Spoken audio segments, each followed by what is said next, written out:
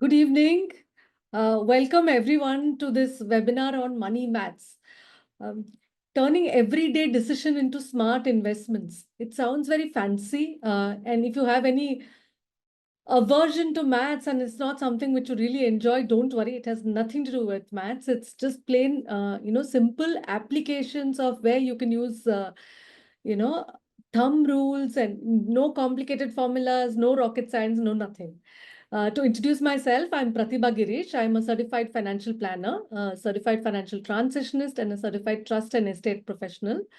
I'm founder and partner of a mutual fund distribution firm, which is Finwise Personal Finance Services LLP. Uh, to take you through what who is conducting this, as you all know, you've all registered for this National Institute of Securities Markets, NISM. NISM, we all know, but do you know it's a public trust which was established in 2006 by the Securities and Exchange Board of India, who we all know is a regulator of the securities markets in India. This institute carries out a wide range of capacity building activities at various levels. The aim is to enhance the quality standards in security markets. That being said, I have a small disclaimer, to make. We've used some images and graphs to make, to drive home the point, but these are not originally done by us. They're sourced from multiple sources, including the internet. It's only for educational purposes and not for publication. Any copyright on these images and graphs belong to the original owners of this image. And this presentation only aims to clarify concepts and educate you, the audience, on personal finance. It is not a pitch to sell any product or give any personalized advice on investments or otherwise. So now that we've got that, out of the way, let's start with what we are going to cover today. So I don't know what your expectations are. While it's self-explanatory the example, but each of us will come with a different set of explanation, of expectations as well. So what are we looking at? We're looking at why financial planning matters. I mean, it doesn't sound very exciting, does it? Financial planning, personal finance, but why it is important and how it can make a difference to our lives. In a very simplistic format, we're going to discuss that. We're going to discuss very core and basic concepts of financial planning maths. If any of you here are already aware of it, I would suggest you please bear with me for the next 10, 12 minutes when we go through the basic concepts, so that you can sit through the concepts of application of these concepts, and that will definitely be useful to everybody.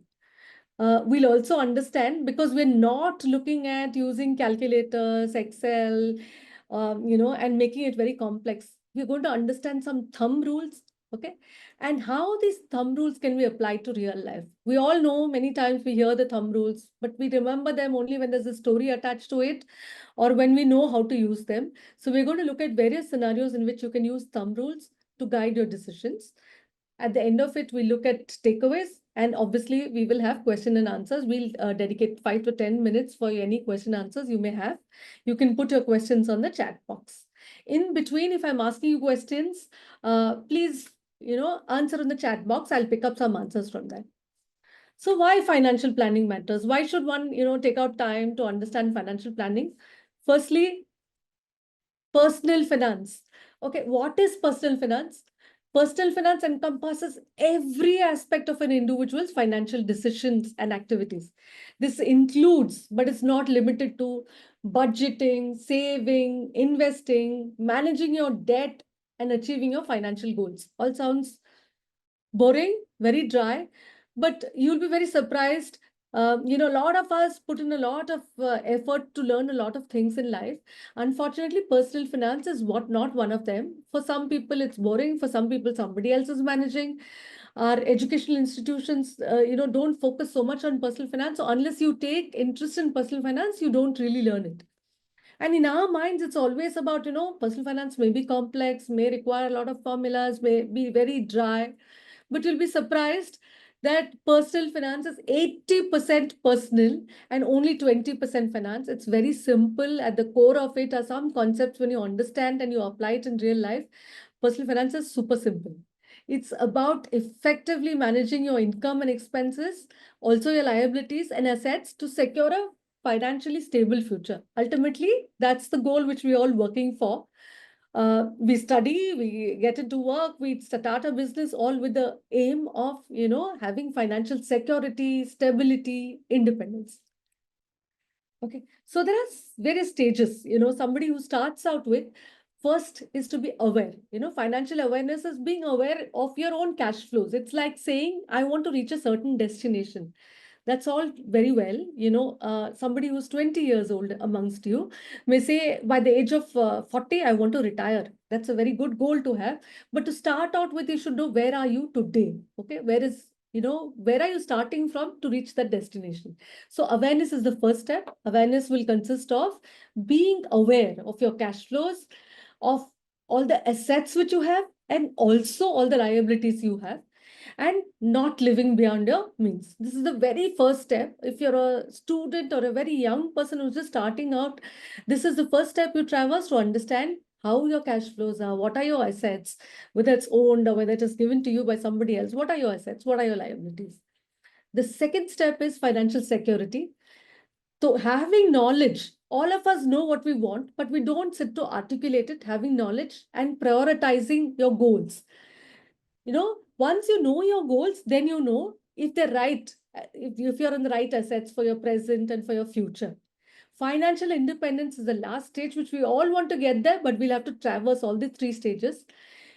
Financial independence is when you have enough money to meet all your financial goals. You have freedom to follow your passions. It doesn't say much, these words, but it can be very, very liberating, that you have enough money. You're not working to, for that paycheck. That paycheck is not making your ends meet. You have enough money to take care of all your needs. And, you can do whatever you want with your time. Once you have financial independence, that you're the master of your time. You can do anything you want with it. Okay. So what is the role of financial planning? The role of financial planning is simple. It is to achieve financial well-being in your life. So it is not that you can, Sida come to the last stage and say, okay, now straight, I am only 25. Forget about being aware, forget about being secure. I just want to be financially independent. You have to necessarily go through the three steps in the three order. First, be aware, then build security, and then come to independence. Okay, you may have independence once you start out with, when you're, coming with a lot of assets which has been gifted to you, whatever. You may come there, but you still have to traverse the three steps. Okay, assume you're going on a long road trip. The plan is that map, okay, that ensures that you don't go off track. So yes, you may still reach the destination, but your idea is goal goom ke, losing your way. You don't want to reach there.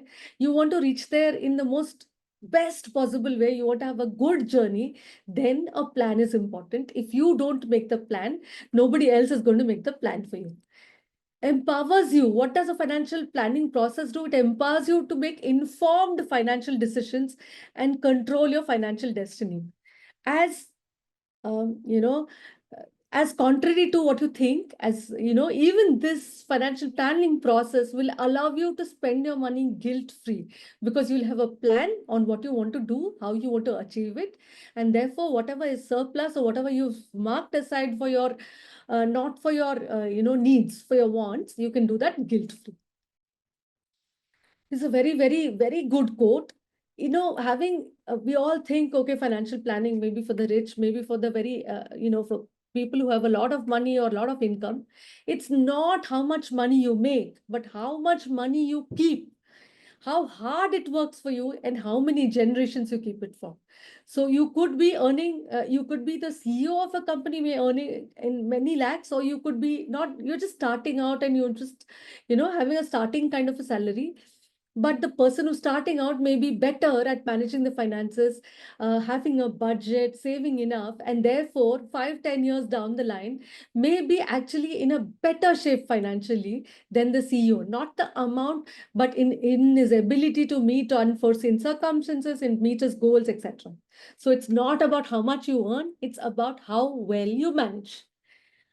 And you'd be very surprised. We meet a lot of investors who come to us, and we see a very high income can still lead to a broke future, because it gives them a sense of, that yes, I'm sorted, I'm earning a lot of income, but unless you have the money skills and you have the framework to decide what works for you, what doesn't work for you, even despite having very high income and very large assets, you may still end up not having a financially secure future. Therefore, for all these reasons mentioned, financial planning, understanding personal finances, and some amount of basic understanding of financial mathematics is extremely important. Okay. So when we're talking about financial planning, we're all talking about assets, returns, but one aspect which completely gets ignored by people is also debt. Debt, or has to be managed extremely carefully. Debt is very easily available. All of us will be besieged with calls. Many calls we must be getting कि आपको online loan मिल रहा है, आप car loan क्यों नहीं ले लेते, personal loan ले लो, कम इंटरेस्ट रेट में मिल रहा है, zero processing fee. So getting a loan nowadays especially is very easy. But debt is like one chakravyuha. You all remember our mythology, right? You can get into the chakravyuha very easily. But how to get out of it, if you get into a debt trap, getting out of it is very, very difficult. So when should you be using loan? You have to have a mental construct on when should you be using loans also. Loan must be part of your plan. So you are going to buy something and you're getting something on zero EMI. You say, okay, fine, I have the money, I need to buy a laptop. I have that 1.5 lakhs or whatever. I want to buy a MacBook. I have 1.5 lakhs to buy it, but I'm getting it on zero EMI. So I'll invest that 1.5 lakhs at a higher interest rate and take a loan. That is okay. That is, it's part of your plan. But taking a loan should be only an option. It should not be a compulsion. So if you're taking loan and buying things which you cannot afford, it can become a chakravyuha kind of a thing. Personal finance planning teaches you to borrow smart. Not only to invest smart to make the best resources of your money, but also how can you borrow? What framework should you have in mind to borrow smart? Or how to avoid borrowing at all if it's not making sense, Having a budget and knowing where you can spend is very old fashioned. Who does that? I mean, the young people normally say, I have children and they always say that it's all your generation thing. We don't have to keep a budget. It's unfashionable, but it gives you immense peace of mind and a sense of control. It allows you to spend money also in a very peaceful, stress-free, guilt-free manner. So what is the role of maths in all this? The role of maths in sound decision making. It's very crucial, in today's date, especially where you have a lot of, products which are very well packaged. When you look at it, even when I look at it, I would think, oh, wow, this looks very good. It may be too good to be true, but it's very well packaged. So how do you take out the packaging and understand the product? You need to have a logical base. Okay, mathematics is crucial for that sound decision making because it gives you that ability or a framework to make analysis, to have some logic and to do critical thinking. It is not, I think so, I feel so, मुझे लगता है ये अच्छा है, कर ही लेते हैं, या बाजू वाले ने किया कर ही लेते हैं. That's how all of us make decisions. We as human are wired to follow somebody, but maths and having a framework will help you make logical decisions. I don't want to do this because this return is not what I'm looking at, because this is destroying money. All these are things which you can come to when you use maths. It helps you evaluate options. Suppose you're giving 3 options. You choose between, having some money today, having some money 3 years from now, 5 years from now. You choose which option you want to choose. How do you choose? You can't just say, okay, fine, I need the money today or need it after 3 years or 5 years. Suppose you don't need the money at all and somebody's giving you an option, you should be able to make some informed choices. And this financial planning mathematics will help you do that. And like I told you, to uncover, to take out the smart packaging and to see the product and to compare apples to apples. Many times it's so well packaged, the product, that you start comparing apples to oranges. Do you have the ability to find out what is this product actually, what are its benefits, what is the kind of growth profile, what is the kind of risk, liquidity, therefore what should I be comparing with? You cannot compare a product which is super safe, which is guaranteed returns, with something which is extremely volatile. And maths or a basic understanding of that will give you the framework required to make these decisions. So core concepts in financial planning mathematics. Time value of money. Okay. So if you had a choice of getting 1 lakh today or after 2 years, which one would you prefer? Please put it on the chat box. Okay. Of course, everybody says today, and you rightly say today, because of course you want the money today. Why wait till tomorrow? Because it's not as if somebody is, oh, whenever. I like that. If you're giving it to me, give me, but give me whenever. So time value of money is like you're saying you're going to get 1 lakh, whether you get today 1 lakh or you're going to get to after 2 years, you're going to get 1 lakh only. So that's a very easy decision to make. You give it to me 1 lakh. So what will you do with the 1 lakh? What are your options if you get 1 lakh? Very simple. You have some needs which will fulfill. You wanted to buy that, latest phone or laptop or whatever, and you want to buy it. So it's consumption. So you want to spend that money. So you want it today. What is your other option? Your other option is you don't, all your needs are fulfilled. You don't have any urgent need. You think instead of buying it today, let me invest it. I have an option of growing it. How will you grow it? You will put it in a FD where you will get interest. You will put it in a stock where you'll get dividend and capital appreciation. You will find various means of investing it so that that 1 lakh rupees which you're getting today grows to something bigger in 2 years. So this simple decision, most of you said, yes, I want it today. If you're giving me the same amount of money, why will I ask you after 2 years? Give it to me now. I'll at least enjoy it today, or I will grow it and I'll get larger corpus tomorrow. But suppose I change the question now and I said, I can give you, either 1 lakh today or 1,25,000 after 5 years, or 1,50,000 after 5 years, or 1,75,000 after 5 years. So first of all, between 1 lakh and 1,25,000 after 5 years, how will you evaluate? You need to know, right, what kind of returns you're likely to make. Only then between. Obviously, you will not choose 1,25,000 if you had an option of 1,50,000. My first option to you is you either take 1 lakh now or you take 1,25,000 after 5 years. Okay, you need to know what is the rate of return you're getting. The rate of return in this case is 5%. So are you likely to choose 5%? Maybe not. Maybe you think that I am better off taking 1 lakh now because I can earn better than 5%. But how do you realize, what is, whether it's 5%, whether it's 8%, how do you realize? Is there any shortcut method? Is there anything which you can use to without using Excel or Chat GPT or whatever it is you use to find out what is the returns? Those are the things which you're going to study today. Again, I give you an option. You take 1 lakh now or you take 1,50,000, after 5 years. That's 7% returns. Okay, if I tell you, you take 1 lakh now or take 1,75,000 after 5 years, that is more than 8% returns. And that's not 1,50,000 is 8% returns. And this is more than 8% returns. So unless you know what rate of return you're getting, you will not be able to decide. So today we're going to understand if a simple product is pitched to you, will you be able to understand using some basic simple thumb rules, what is the return you're getting on your investment and which option should you choose without having to resort to calculation? Of course, you can resort to calculation, but suppose you're on the move, you're on a train, you're talking to somebody and somebody tells you this product. What is a framework you should use to find out whether it's the good product or it's a very well packaged product? Okay. So time value of money is nothing but a financial concept that states that money available today is worth more than the same amount in the future. Like every one of you clearly said, I want 1 lakh today, not out of 2 years, because it's worth more in my hands. Either I will enjoy it or I will grow it to much more in 2 years. Why should I take it after 2 years? So money today is far better than money, same amount of money in 2 years. Of course, if you tell me that I'll give you 1 lakh today or 2 lakhs after 2 years, the decision point changes. We were talking about 5 years first, now we're talking about 2 years. So we need to have a clear framework as to what kind of returns we're getting. And for calculating that returns, you need to understand some bit of mathematics. So initially we were talking about 1 lakh or 1,25,000 after 5 years, 5%, or 1,50,000 after 5 years, which is 8%, or more than 8%, which one would you choose? All of that becomes very easy when I tell you this is 5%, this is 8%, this is 12%.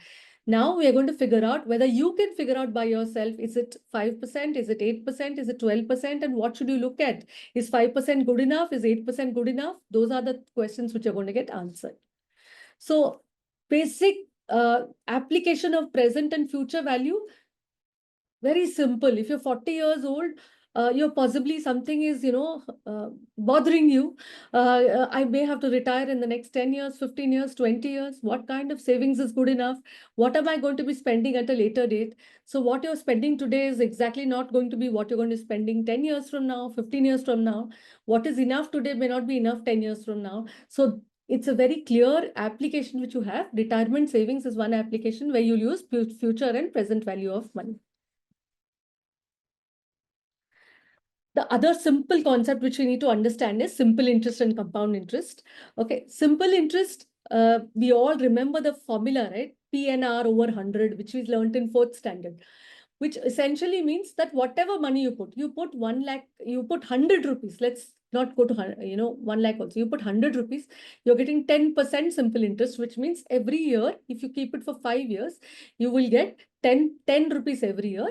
Okay, if you keep it for 5 years, you're getting 50 rupees. Your 100 has become 150 rupees. The simple interest. Every year, same amount of interest you get. What is compound interest? Compound interest, first year, you get 100 pay, 10 rupees interest. Second year, on the interest which you already received, 10 rupees, on that, instead of getting only on 100 rupees, you're going to get 110 rupees pay interest. Third year, you'll get on 121 because on 100 rupees, you'll get only 10 rupee interest. In the second year, on 110, instead of 10, you'll get 11 rupees interest, right? So now you have, instead of 110, 120, you have 121. There's only 1 rupee doesn't seem like a big amount. But when you compound it over 5 years, 10 years, 15 years, the longer the compounding period, the amount which you get because you're earning interest, even on the interest component, is going to be magical. And it is not to be compromised at all. A very famous quote says, he who understands compound interest, is going to be a very wealthy man. Okay. There's a story, but I don't think I have the time. When I do have the time, at the end of it, I will tell you the compound interest story so that it stays in your mind that compound interest can be magical. Okay, well, compound interest is the eighth wonder of the world. One biggest enemy of people is obviously inflation. Okay, two enemies are there for most of us. One enemy of course, is the taxes. When you have to pay taxes, so you feel really bad. बहुत दुखता है कि boss, my hard-earned money, why am I paying taxes? Can I save in some way? Second is inflation, which is a very silent killer. It doesn't irritate you much. You just don't realize it. But every year, the value of your rupee which you have keeps diminishing. Okay. So what does it do? It eats into our savings and investment. So what is costing you today? 10 rupees may be costing you a little bit more tomorrow. And tomorrow, when I say tomorrow, I mean next year, a little bit more. If you take anything, you take from the bread to milk to whatever, to dal, to pulses, to everything, to the movie ticket, to your clothes, all of them are slowly going up, gradually, so gradually that you don't even notice it. So the purchasing power of money reduces. So we looked in slide number 1 that you have two choices. One, you have 100 rupees, you spend it today, or you keep it for tomorrow. Now, if you spend it today, say for example, I want to buy something which costs 100 rupees, I go and buy 100 rupees today, I'll be able to buy it. Suppose I take that 100 rupees and I don't invest it at all, I keep it under my bed, and after 1 year, I remember, oh, I have 100, let me go and buy the same item. You may not be able to buy it because that item has gone up in cost. Now, today it's costing you 107 rupees. Because of inflation, whatever you could have afforded last year at 100 rupees, to buy the same thing, you have to pay 107 rupees. That's basically, in simple language, inflation. So government always announces this headline inflation, 4%, 4.5%. Is that what you factor in? Actually, for people, for normal individuals, apart from headline inflation, there is also lifestyle inflation. As your income grows, the kind of clothes you wear is not the same. The restaurants you visit is not the same. A lot of slowly, you keep upping your lifestyle, and therefore there's lifestyle inflation also. So even though when you see the headlines, it's saying 4.5% inflation, 5% inflation. If you see how much did you spend last year versus how much you're spending this year, you will be spending substantially higher. And I think at the bare minimum level, you should take 7% inflation for lifestyle. We've seen with many investors and customers that even 10% seems like small amount, but bare minimum you should take 7% lifestyle inflation, which means whatever is costing you today 100 rupees is going to cost you 107, and then 114, 121. It's going to, and that is going to compound. It's not on that 7 also, you will have 7% inflation, right? So it's very important to understand that. And it's a very, very interesting graph. It says whatever cost you, in this year, what I can't see this number clearly, in 1960, what cost you 100 rupees is today, what you could buy with 100 rupees. The 100 rupees value, what it was that time, is only 1 rupee 20 paisa today. Forget 1960, none of us, were born or alive at that point of time. Let's look at something like, let's look at something like 1990. 1990, what was 11 rupees? 11 rupees, had some value today that's equal to 1.2. So if you see, even in, in the last 15 years, 2.3 has become 1.2, nearly half. The value nearly halved in 10 years. So we'll have to find out if there's any framework in which we can calculate how much is inflation going to affect me. Before we come to that, that's going to be our next thing.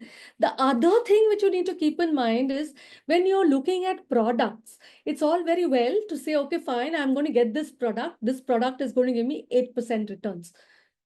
Fine, if you're going to take inflation 8%, at least it's giving you, inflation of 7%, at least this product is giving you better than inflation returns. So what are the two big enemies which we talked about? One is inflation, one is taxes. So when you evaluate a product, say you're going to get an fixed deposits in which you're going to put 8% interest pay, you're going to put some money. So first you have to factor in inflation. So what it means is after 1 year, if you put 100 rupees, you're going to get 108. But the purchasing power has reduced, and what was costing 100 rupees last year is going to cost you 107 this year. And if you are unfortunately going to be paying taxes on it, that also has to be minused. So when you are evaluating a product, you not only look at whatever returns is promised, from that you need to minus inflation and you minus taxes, then you get the real return which you're going to get in your hand. If this is, it can be either positive or negative. Suppose somebody gives you a product in which you're getting 10% returns, 7% inflation is gone. Another 10% say you're paying taxes, 8% is gone. Still you're making 2% extra, which means the purchasing power is not diminished, it's actually gone up. Instead of 100, you have little more than 100's value today because you, despite the inflation and taxes, you're having money. Suppose somebody gives you a product which is paying 7%, rate of interest. That means 100 rupees you're putting today, you're going to get tomorrow 107. 7% is only inflation. It's just about equal to inflation. If you have to pay taxes on it, you will be destroying wealth. If you don't pay taxes, at least you'll be preserving. Your purchasing power is not diminished. So first thing you have to check is it at least beating inflation? If it's not beating inflation, you're better off spending the money today. Okay, so now we're looking at those thumb rules, those magical things which will help you decide whether this makes sense, what kind of returns is this giving, to evaluate products on the fly without resorting to calculators, etc. These are very often spoken about, but these applications are not. So applications are very important. This is a very good rule, it's called as a rule of 72. Suppose somebody offers you, a product which is giving you 10% returns. So how do you know, when will you double your money? Rule of 72 says 72 divided by the rate of return. Suppose you're getting 10% returns. That means 72 divided by 10, which is nothing but 7.2. In 7.2 years, you will double your money. On the reverse, if somebody says, I will double your money in 10 years, then you will be able to calculate what is the rate of return also. It's the reverse. 72 divided by the number of years which it takes for you to double the money is equal to the return, which is what? 72. In 10 years, you're going to double the money, which means you only got 7.2% returns. Keep in mind, we've taken inflation at 7, which means inflation say you've done 0.2% better. So is that good enough for you? Can you build wealth with that kind of thing? It's very, very easy to understand that anybody tells you anything. I have got, you give me 1 lakh rupees today, I'll return to you 2 lakh rupees after 10 years. Then you immediately know, Oh, it's doubling money in how much years? 10 years. Doubling money in 10 years means 72 divided by 10. I'm only getting 7.2. It's not such a good deal, right? So it's very easy to evaluate. So 10 lakh rupees earning 8%. Suppose somebody says, I'm going to give you 8% returns. How is it going to be? 72 divided by 8. So when will you double, 72 divided by 8% is going to be 9. So 9 years, the money will get doubled. You all want to double your money faster, which means the rate of return has to be higher. We'll see the uses of this in various cases very soon. The other thing which we looked at is inflation. So what is the purchasing power? How much is it reducing? Okay. Inflation means rule of 70. 72 is little more difficult to divide than 70 because 70 is having a nice big zero at the end. Okay. If you divide 70 by the inflation rate, or then you know a number of years in which the value of your money will become half. So if you do 70, what is the inflation rate we decided on? 7%, right? So 70 divided by 7, which means in 10 years, the value of your money will be half. What is costing you, today, whatever it's costing you 100 rupees is going to cost 200 rupees later, or the value of your money has become half. Okay, if lifestyle inflation is 7%, your money will lose half its value in 10 years. And this is a very, very powerful concept which should be used,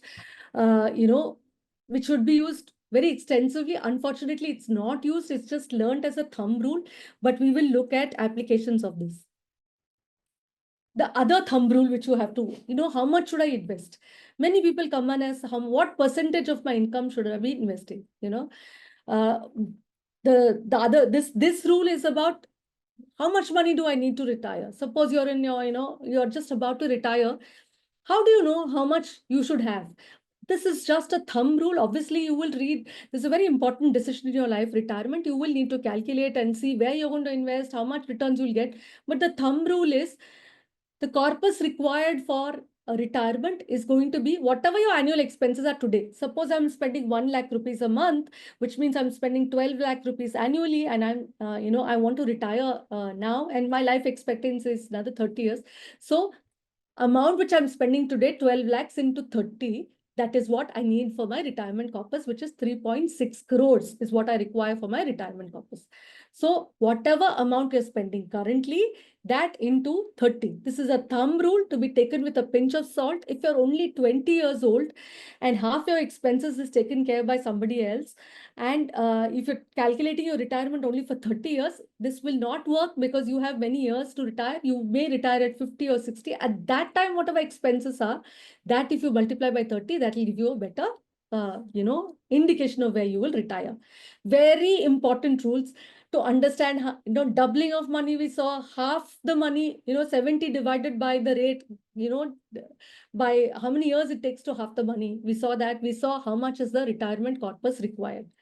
Next, we see what percentage of money should I save and what percentage of money should I save in volatile assets like equity. So savings percentage should be as per your age. Suppose you're 20 years old or 25 years old, you should aim to save 25% of your income. This 25% will take into account all your savings. If you're a salaried employee, you having EPF, that is also part of that 25%. If you're an government employee having NPS, that is also part of the 25%, but at least 25% should be saved. Now, what percentage of the 25 should go into equity? A thumb rule which you can use is 110 minus your age. But before you do that, obviously, there are certain things which you should take care of. You should have your emergency corpus. You should have taken care of your, insurance, etc. But this will give you a thumb rule to say, okay, fine, I'm 40 years. Am I able to save 40%? Because as you grow older, your responsibilities come down and your ability to save goes up. And therefore, this is a thumb rule which is also very useful. Okay. So now we look at everyday applications of all these thumb rules. Ye sab to bata diya, 72, 70, you said no maths and you're talking to us about addition, division. What are you talking about? So what are you thinking? You're thinking about retirement. You want to know what is the retirement corpus you will need. Okay. So let's all assume you're 40 years old. Whatever age you are, just pretend you're 40. You're spending 1 lakh per month today. 1 lakh not in one day, 1 lakh per month today. How much do you think you will need as retirement corpus when you're 60? You think of a figure in your mind and park that there. Let's come to that answer after we look at this. Okay. So calculating expenses at retirement. What do you think? Today, if you're spending 1 lakh rupees at 40, how much are you going to be spending at the age of 60? What are your thoughts? Quickly, if you can chat. Do you have any thoughts? If you're spending 1 lakh now at 60, how much?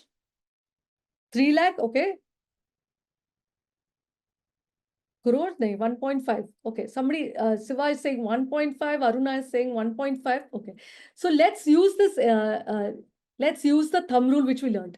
If you're 40 and spending 1 lakh today, how much do you think you'll be spending when you're 60? What does that rule say?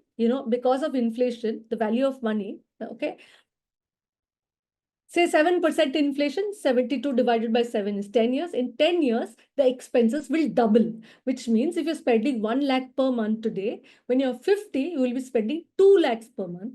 When you're 60, you will be spending double of that 2 lakhs, which is 4 lakhs. And we were all estimating it to be 1.5 lakhs. Can you see that how effective it is to use that rule of 72 to say, if you're getting 7% inflation, that means it's going to double every 10 years. So 1 lakh which you're spending in 40 years is going to be 4 lakhs when you're 60 years. Is it going to be 4 lakhs in 70? No, absolutely not. It's going to be double that. So when you're 70, for the same lifestyle, you'll be spending 8 lakhs. And when you're 80, you will be spending 16 lakhs. And most of you must be thinking, this is rubbish. What will an 80-year-old do with 16 lakhs? So I don't know how old the audience is. If you go back and think, how much were you spending 20 years back for something? That will seem laughable because the amount is very small and inflation quietly crept in from, wherever it is. Every year, little by little, it went up and you didn't notice. But if you see 10 years back, you will, all probability, for the same lifestyle, you will be spending half. If you've upped your lifestyle, of course, you're spending more.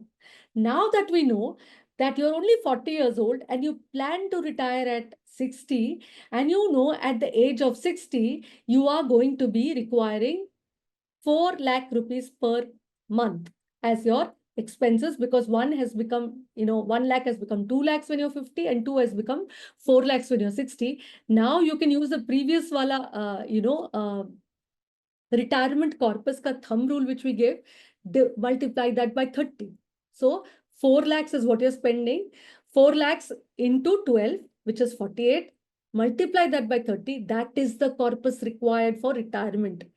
A big mistake with most of us do is we look at the expenses today and we say, okay, let's up this by 50%. 1 lakh ka 150. That's what most of us think. 50% usse zyada kya hoga? And I'm getting older. I'm not going to spend much. Believe me, you will. Because of inflation, you will. So my previous question to you was, how much do you think is the retirement corpus required? That is answered by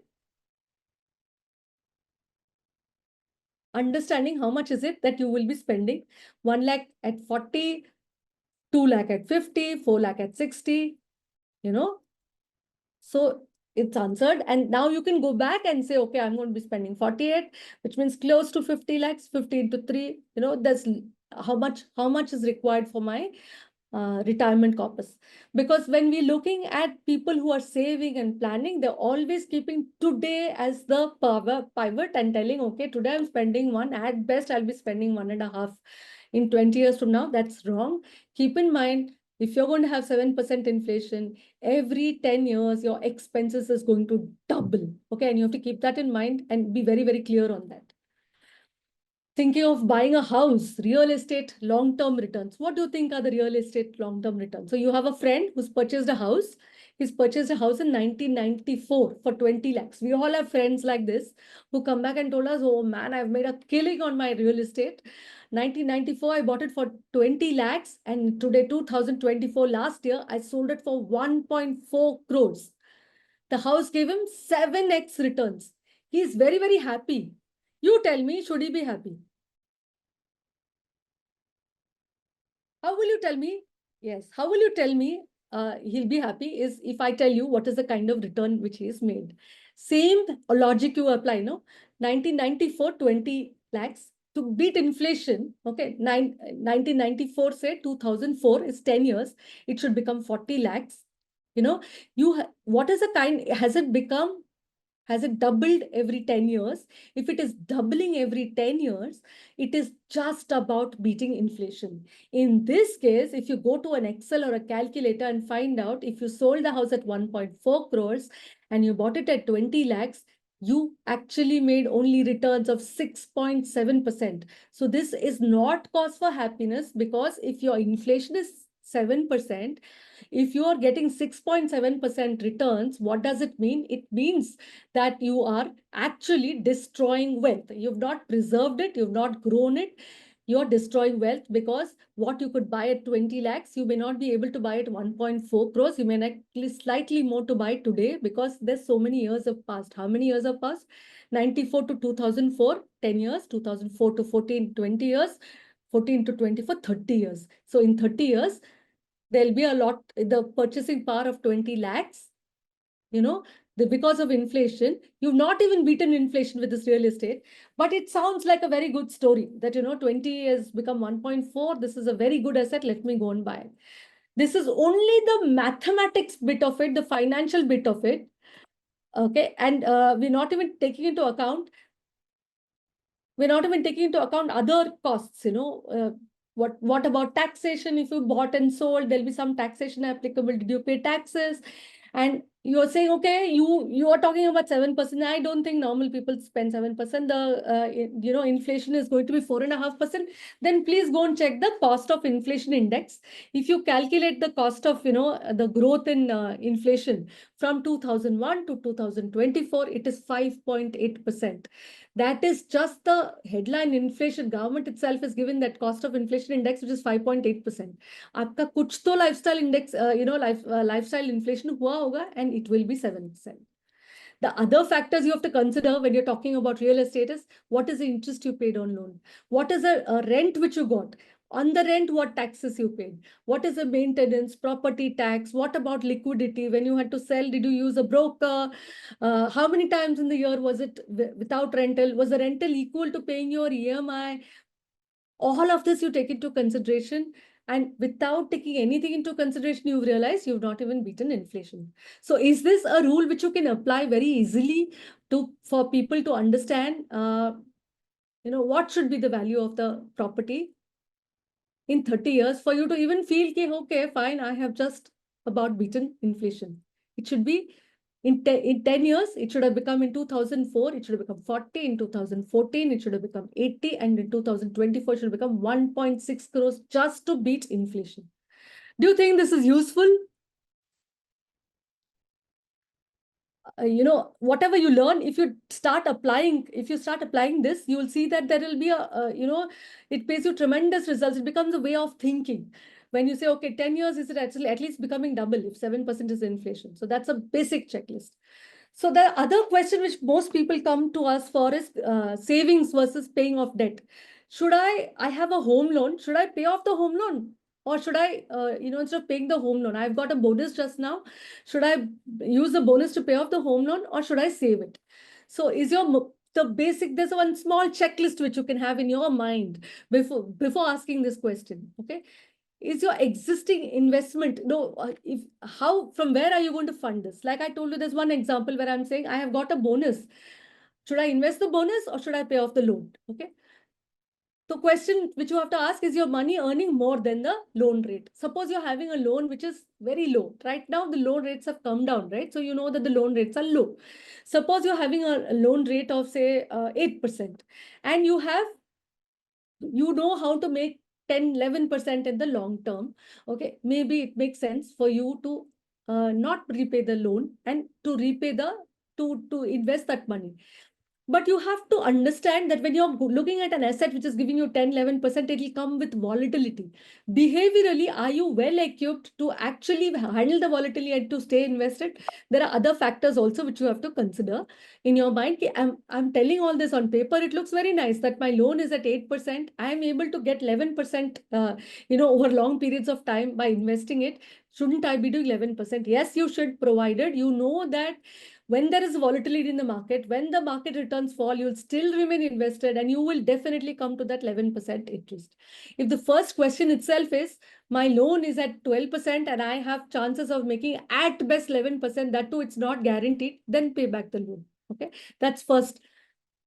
Second is effective loan rate is net of tax benefits. Now that's not very relevant today because under the new tax regime, there's not too many options for you to take tax benefits except for education loan, of course. Entire interest rate in the old tax regime is exempt. Or if you're a self-employed person, you're showing all your interest which you're paying as expenses and therefore paying less taxes. That is some tick mark activity which you have to do in your mind. Am I a business person? Is this loan interest being shown as expenses? Therefore, I'm saving up on taxes.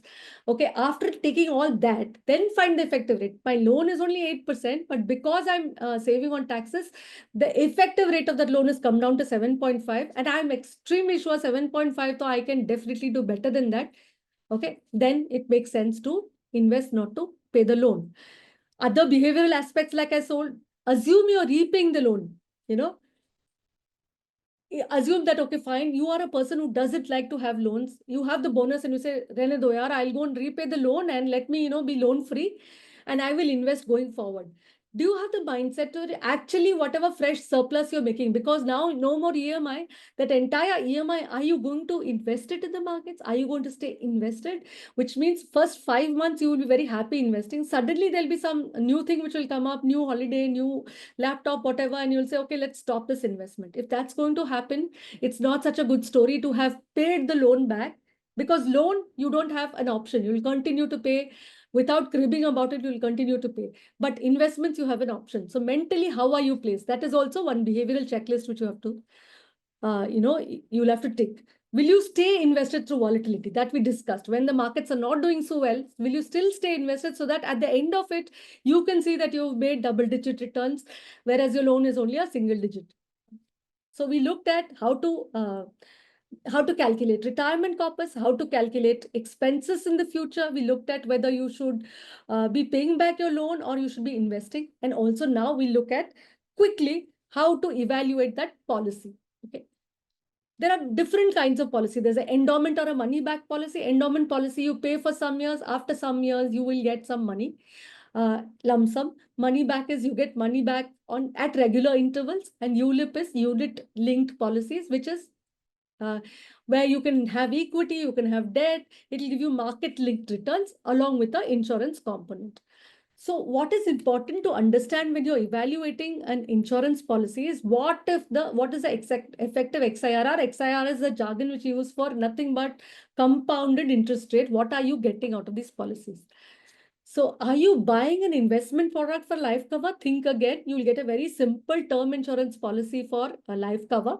So when you're evaluating an investment product, evaluate it for the returns it gives you. Okay.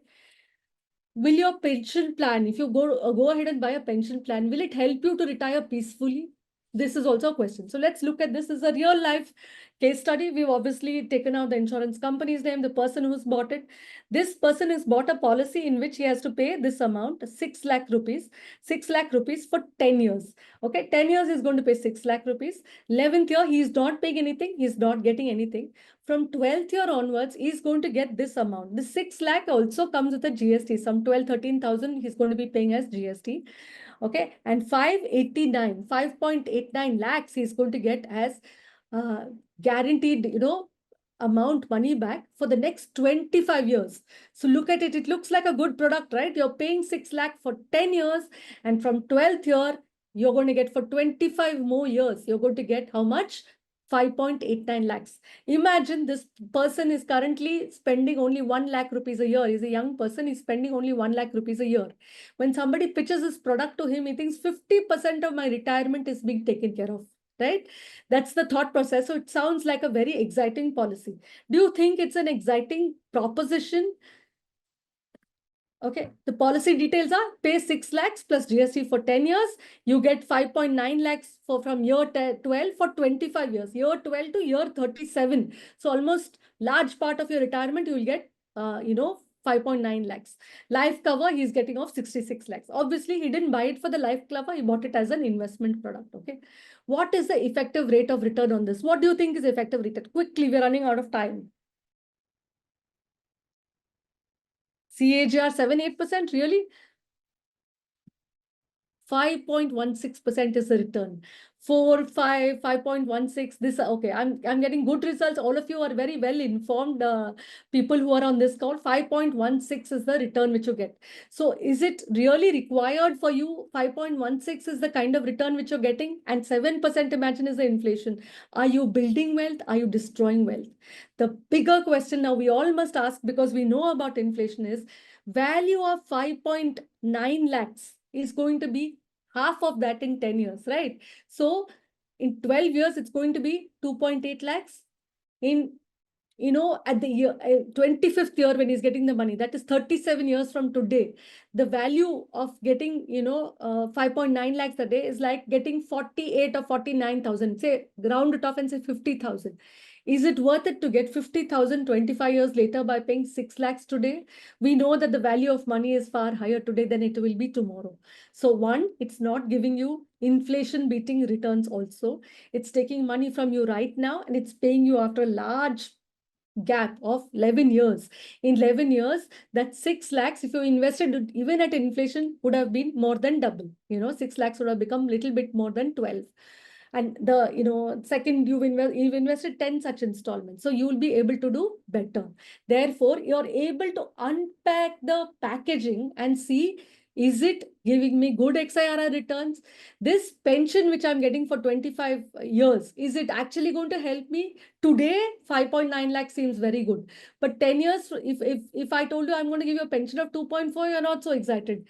But if I tell you I give you a pension of 1.2 lakhs, not monthly, yearly, I'm going to give you 1.2 lakhs, then it's not at all exciting. If I tell you I'll give you 50,000 pension, you'll say, chalo hato idhar se, I don't want to buy this product. So are you able to unwrap this with that rule of 72, rule of 70? Of course, you're able to unwrap. You have to understand that inflation would mean that doubling of expenses. Therefore, it's not such a good story to have 5.9 lakh in 12 years from now. So what are the takeaways from this session? To summarize, you have to have the ability to evaluate a product and calculate returns. It's an invaluable skill because it can be packaged very well. I think we've picked up some rules which we can apply in order to be able to evaluate a product based on its returns. It helps you make informed data-backed decisions rather than मुझे नहीं लगता, मुझे बहुत अच्छा लगा, emotional decisions, or wow, what a nicely product, like, the 20 lakh house which got sold for 1.4 didn't beat inflation, but it does look like a nice thing, no? 7 times the money. Allows you to distinguish between a genuinely good product and a well-packaged one. Regular application of thumb rules now will make sure if you consistently use it, it's suitable for personal finance decision in your life, and you will make very smart and suitable decisions as per your, whatever risk profile is. Are you capable of beating inflation? Are you not? Behaviorally, are you there to beat the inflation? Therefore, at least should you beat the inflation 7%. Okay, that is something which will come to you naturally. But just attending the webinar and not applying it, you will forget about it. You apply it to every possible decision over the next 10 days, it becomes a habit. Personal finance, again, to end with, is 80% personal and only 20% finance. The mathematics bit of it is not complex. Thumb rules will help you to decide and decode your products. So this is a very, very powerful quote to end this and go to the question answer session.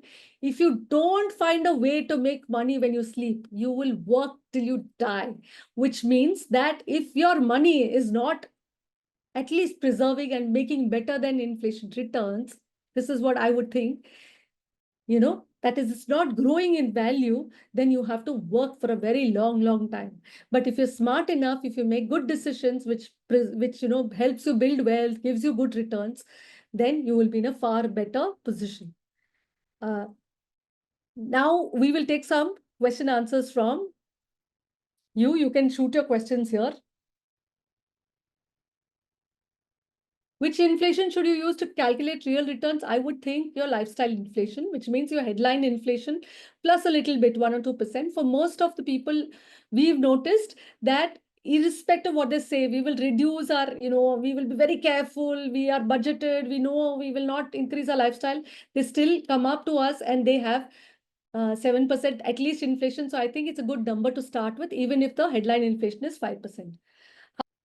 What is the ideal savings rate? Ideal savings rate thumb rule is that it depends on your age. At least your age, you should be savings. You should be including it in your savings. Matlab, if you're 30 years old, 30% of your income you should be saving. This 30% is inclusive of all the compulsory savings which you do, like NPS, like EPF, everything. At least that much you should be doing, so that, because you please remember one thing. You work from the age of 25 till the age of 55, 60, and today increasingly people live till the age of 90, which means 1/3 of your life is working, 1/3 of your life is retired. Therefore, it's important that at least your age, utna percentage to save karna chahiye. How to calculate XIRR of insurance policies? You can calculate XIRR on Excel, but you can just use this thumb rule saying, is it, if I'm paying some premium today, if I'm paid, say, 10 lakh rupee today, if it is becoming 20 lakhs after 10 years, double, if it's becoming double, that means what? It's doubled in 10 years. Use the rule of 72. How long did it take to double? 72 divided by 10, which means 7.2 is the rate of interest which you got. If it is not even doubling, which means it's giving you less than 7.2%, which means it's giving you less than inflation. You cannot calculate XIRR by using the thumb rule, because the years will be 3 years, 5 years, 4 years. You can check online and calculate the XIRR, but at least it will give you a framework. At least is it doubling in 10 years? If it's not doubling, then it is not even beating inflation. I hope that answers you. Can you please explain retirement planning again? Very important question. First, to retirement planning requires 3 steps. One is, what are you spending today? You should have clear idea of how much are you spending today. In that example, I told you, suppose you're 40-year-old and you're spending 1 lakh a year today. You're going to be spending 12 lakhs in a year, this year, 2025. Okay. Now you want to retire at the age of 60. How do you calculate how much will you be spending at the age of 60? At 50, because you have 7% inflation, double you will be spending. Today you're spending 12 lakhs, you will be spending 24 lakhs at the age of 50. At the age of 60, another 10 years has gone by. So instead of 24, you will be spending 48 lakhs. Now you multiply the 48, because 60, you're retiring, multiplied by 30. So just for convenience sake, you take it as 50, multiply 50 by 30. Okay. And that's what you, 50 lakhs by 30, 50 by 3 is 1.5 crores. 15 is what you should be looking at. Same. What investment are supposed to escape capital gains tax? If you're making good capital gains, you cannot escape capital gains tax. You will have to pay 12.5%. But keep in mind that there is an exemption up to 1.25 lakhs of capital gains every year is exempt for everybody. Don't look at escaping capital gains. Look at making maximum capital gains, so that even after you pay the capital gain tax, you're still left with so much returns that you're happy, as compared to saying, okay, fine, let me invest it in, I'm not in the tax bracket, so let me invest it in FD. Okay, if I invest in FD, slab rates, because I'm not paying taxes, I'm investing in FD. I'm only getting 7.5 or 8% returns. Is that better, or is it better to invest in something which is giving you 12% returns? Even after paying 12.5% tax, you're still left with double-digit returns. That is a question for you to answer. Is there any maths while selling used items which can be profitable? I don't think the maths is required there. You just have to see what is a product, there is no maths required. So suppose if I were put yourself in the buyer's shoes and see, if I'm going to get a new product at the same price as the old product, I'm not going to buy it. It should be substantially cheaper.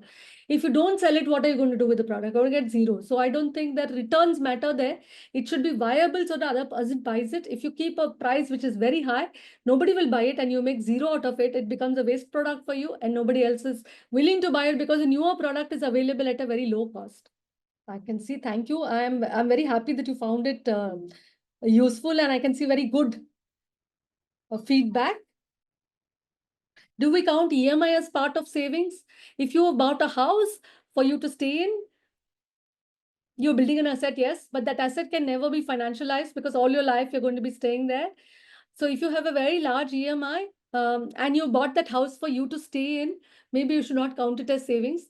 It is maybe possible for you not to, not to save. If you're 30-year-old, you just bought a house, 30% apart from EMI may not be able for you to save. But in a few years from now, you should get to that. You should get back on the bandwagon. But if you bought a house or something which you think will appreciate, obviously now you know how to calculate real estate returns, and you know that if you're buying something, it'll at least, beat inflation and give you good returns, then you can take it as savings. But if you're buying a house to stay in it, no, if not today, tomorrow, in your retirement, whenever, then maybe you should not count it as savings. There will always be inflation or deflation. I don't think in my lifetime I'm going to see deflation. So I think it's better to be safe and to calculate for inflation. If it doesn't happen, you will be richer. FD, gold, equity, other thumb rules corresponding to age. Like I told you, a good thumb rule could be, when you're talking about debt, or you're talking about a FD or your EPF, etc., will go into debt. Okay. Also FD, we will take it as debt, and gold is a different asset class. Gold, debt together, and equity on one side. Now, if you're looking at equity, it can be very volatile. It's not going to be a one-way street up, right? It can go up, can come down. As long as you stay invested for a long period of time and choose your investment well, you'll make money. So how much percentage should go into equity? First of all, basics is only what you don't require for the next 5, 7, 10 years, you'll put it into equity. What is required immediately, you'll keep it in debt, irrespective of the returns. What percentage should be? I think you take 110 minus your age. Out of your entire assets, say you're 30-year-old, 110 minus 30, that much you can maximum be in equity. Is there any formula to, or a thumb rule to understand how many years we've lost if we've taken out some money from existing investments? No, I can't think of any rule like that. But you can just, do that calculation. Say, for example, you took out that money 5 years back, and, you were getting 12% returns. Today, you can see that it's getting 12% return. Just divide 72 by 12 and see what is the answer getting. In 6 years, that money would have doubled. So how much money you lost? Whatever you withdrew, that much money you could have made in 6 years. Okay, it's only 5 years from now. So that you'll get a close enough figure. So this rule of 72 is a very, very useful rule. You can use it for anything and everything. If you know you're getting 12% returns, that means it's simple that, how many years is it taking to double? So after 6 years, if you're going back, I wish I had not withdrawn this money. If I had not withdrawn, how much would I have lost? You would have lost how much ever is that value today, because it would have doubled. Please tell that inflation story. Okay, let's end with that. Not the inflation story. I'd like to end on a positive note. I'm a sweet person and I like to have desserts.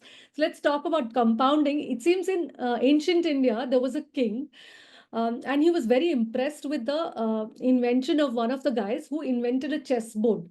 Okay, all of us know that chessboard has 64 squares. So he was so impressed with this chess game. So he went to the person who invented it and he said, what can I give you as my appreciation for having invented such a wonderful game, such a brainy game. So the person who invented the chessboard said, you just give me 1 grain of rice in the first square, and every subsequent square, you double it. So 1 becomes 2, 2 becomes 4, 4 becomes 8, 8 becomes, keep doubling it.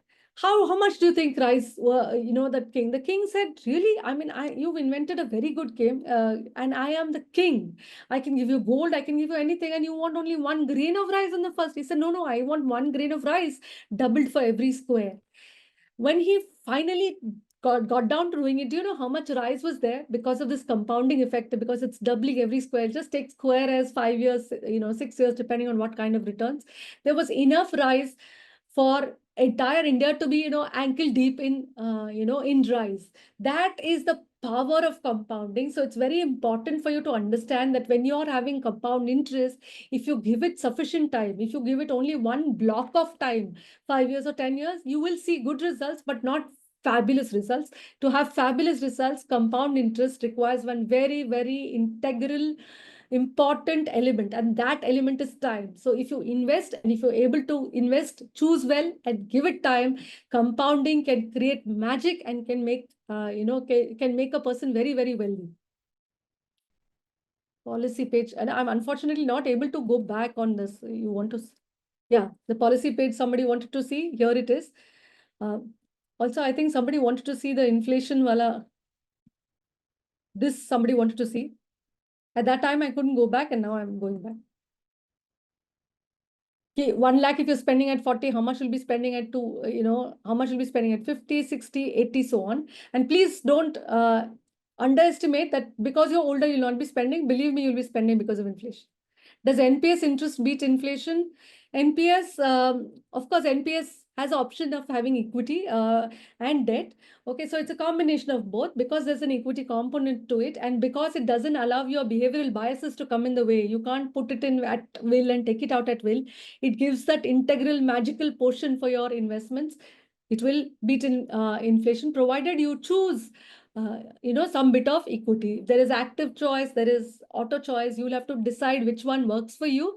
With your age, the equity component will keep coming down. The more the equity, the better the returns will be.